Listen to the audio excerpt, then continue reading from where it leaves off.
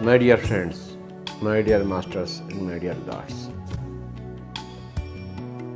ఎవరైతే ఆధ్యాత్మికతలో ప్రవేశించదలుచుకున్నారో, అందులో అగ్రగామి అవుతున్నారో వాళ్ళు ఈ యొక్క జ్ఞాన రత్న మాలికను వేసుకుని ఉంటారు. 9 రత్నాలతో కూడుకుని ఉన్న ఈ రత్న మాలిక ఇది. కనుక మనం ఈ పిరమిడ్ జ్ఞాన నవరత్నాలు అనే విషయం గురించి మనం తెలుసుకుంటున్నాము. 9 జ్ఞాన రత్నాలు ఉన్నాయి. ఈ యొక్క ఆధ్యాత్మిక ప్రపంచంలో ఒక ఆధ్యాత్మికతను కోరుకున్న వ్యక్తి సంపాదించుకోవాల్సిన రత్నాలు 9. ఆ రత్నాలతో, ఆ రత్నమాలతో సుశోభితుడు కావాలి. అలా ఉన్నవాళ్లే పిరమిడ్ మాస్టర్స్. ఏమిటయ్యా ఆ 9 రత్నాలు ఉన్న ఈ యొక్క జ్ఞాన నవరత్న మాలిక అంటే, మొట్టమొదటిది ఆత్మే పరబ్రహ్మము, 2 జీవుడే దేవుడు, 3 దేహమే దేవాలయము, 4 శ్వాసే గురువు, 5 సమయమే సాధన, 6 సహనమే ప్రగతి, 7 అనుభవమే జ్ఞానము, 8 దానమే ధర్మము, 9 ధర్మమే పుణ్యము. ఈ 9 సూత్రాలు. వీటి వెనుకాతలో ఉన్న ఆ సిద్ధాంతాలని మనం తెలుసుకుందాం. My dear friends, my dear masters and my dear God's. మొట్టమొదటిది ఏంటంటే ఆత్మే పరబ్రహ్మము. వేదాలలో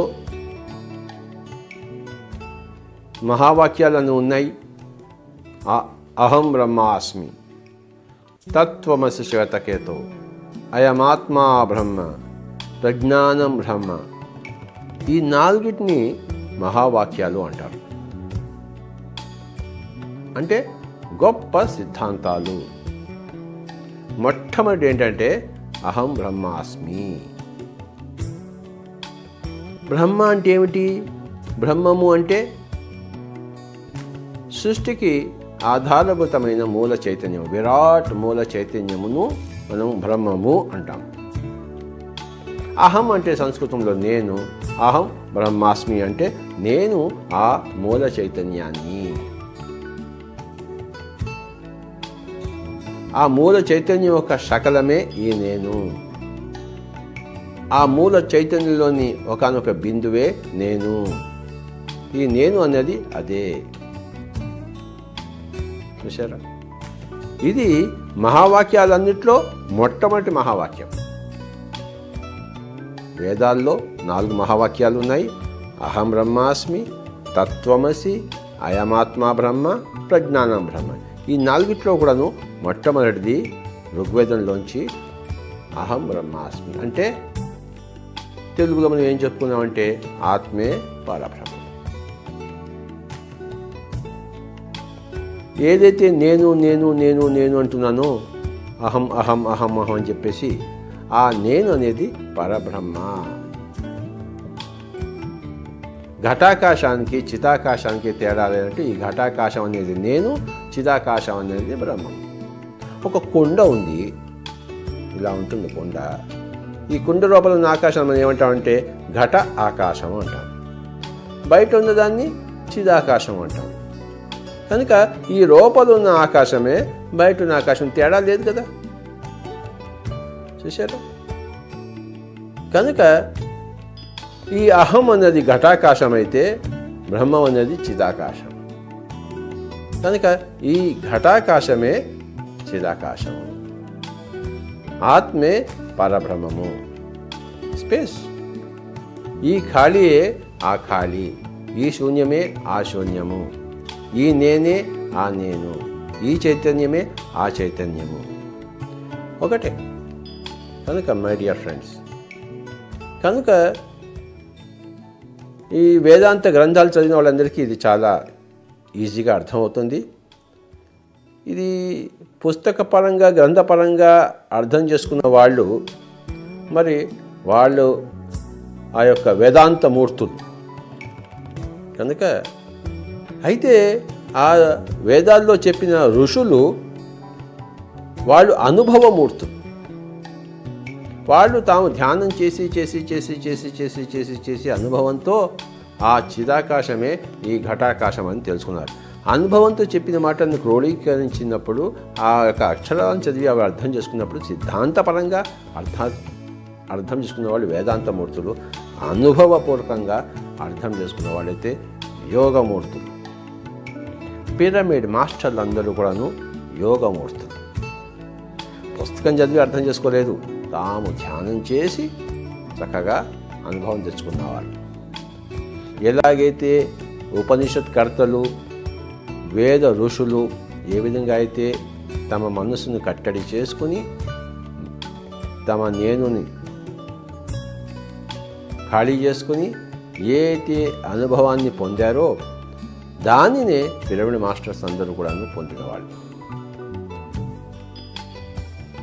అయితే సంసారంలో ఉంటేనే ఎలా చేస్తున్నారంటే వీళ్ళు ఎన్నో గత జన్మల్లోనే ఎంతో సాధన చేసి చేసి చేసి ఎన్నో పొంది చివరికి మళ్ళీ భూమండలానికంతా కూడా ఒక దివ్య దర్శనం కలిగించేందుకు అవతరించిన వాళ్ళు పిరమిడ్ మాస్టర్లు. వాళ్ళు ఆల్రెడీ పక్వం అయిపోయిన వాళ్ళు కనుక ఇక్కడ ఆ విధంగా ఒకసారి మనం ముట్టుకుంటూనే వాళ్ళకి ఆ అనుభవ జ్ఞానం కలిగింది. కనుక ఆ అనుభవ జ్ఞానం ఏం చెప్తుంది? ఏ ఋషి యొక్క అనుభవ జ్ఞానమైనా ఏం చెప్తుందంటే ఆత్మే పరబ్రహ్మము. బ్రహ్మం బనంగ వేరే పరదేశమున లేదు, బ్రహ్మం బనంగ తానే బట్ట బయలు, తనుదానెరిగిన తానే పో బ్రహ్మంబు, విశ్వదాభిరామ వినురవేమ. చూశారా? బ్రహ్మం బనంగా వేరే పరదేశమున లేదు, బ్రహ్మం బనంగా తానే బట్ట బయలు, తన్నుదానెరిగిన తానే పో బ్రహ్మంబు, విశ్వదాభిరామ వినురవేమ. తనలో సర్వం ఉండగా తన లోపల వెదుకలేక ధర వెదకెడి ఈ తనువుల మోసడి ఎద్దుల మనముల తెల్పంగ వశమే వశమే వశమే మహిళో వేమ. తనలో సర్వం ఉండగా తన లోపల వెదుకలేక ధర వెదకెడి ఈ తనువుల మోసడి ఎద్దుల మనముల తెల్పంగ వశమే మహిళో వేమ. తనలో సర్వం ఉండగా అంటే తానే సర్వము, అహం బ్రహ్మాస్మి. వేమన ఒక యోగేశ్వరుడు. అతను ధ్యాన సాధన చేసి తెలుసుకున్నాడు ఆత్మే పరబ్రహ్మం అని. తనలోనే సర్వము ఉందని చెప్పేసి అనుభవంగా చెప్పాడు. పుస్తకాలు చదివి చెప్పలేదు వేమన. అతను వేదాంతమూర్తి కాదు, అతను యోగమూర్తి, యోగేశ్వరుడు. పిరమిడ్ మాస్టర్లందరూ కూడాను యోగమూర్తులు, యోగి వేమన లాంటి వాళ్ళు. కనుక ఈ మొట్టమొదటి సూత్రం ఏం చెప్తుందంటే ఆత్మే పరబ్రహ్మము, ఘటాకాశమే చిదాకాశము. కనుక మై డియర్ ఫ్రెండ్స్, ఇది మొట్టమొదటి రత్నం, జ్ఞాన రత్నం, జ్ఞాన నవ రత్న మాలికలో మొట్టమొదటి రత్నము ఆత్మే పరబ్రహ్మం. దీన్ని అద్వైతము అన్నారు. అద్వైతం అంటే ఇది అది రెండుగా లేవు, ఒకటేగా ఉంది, అద్వైతము. చూశారు?